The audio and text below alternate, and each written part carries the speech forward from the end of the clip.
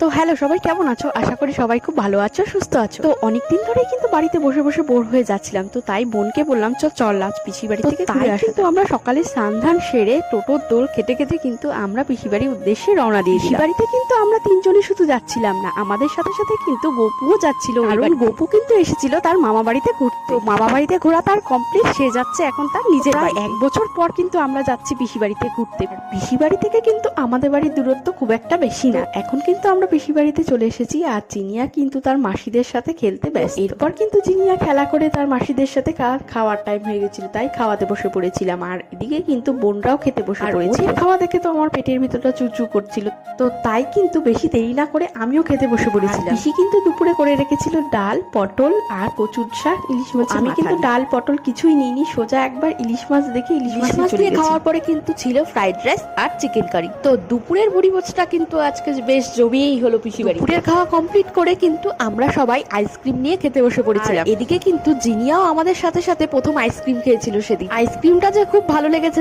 তার কিন্তু মুখ দেখেই বোঝা যাচ্ছে। এরপর কিন্তু আমরা কিছুক্ষণ সবাই গল্প করে তারপর কিন্তু বারান্দায় চলে এসেছিলাম সন্ধ্যাবেলা জিনিয়াকে দোল খাওয়াতে। আমরা সোজা ছাদে চলে গিয়েছিলাম ফুল আর বেলপাতা নিতে পুজোর জন্য। তো এইভাবেই কিন্তু আজ সারাদিনটা কাটিয়ে দিলাম সবার সাথে একসাথে। সবাই কিন্তু ভালো থেকো, সুস্থ থেকো।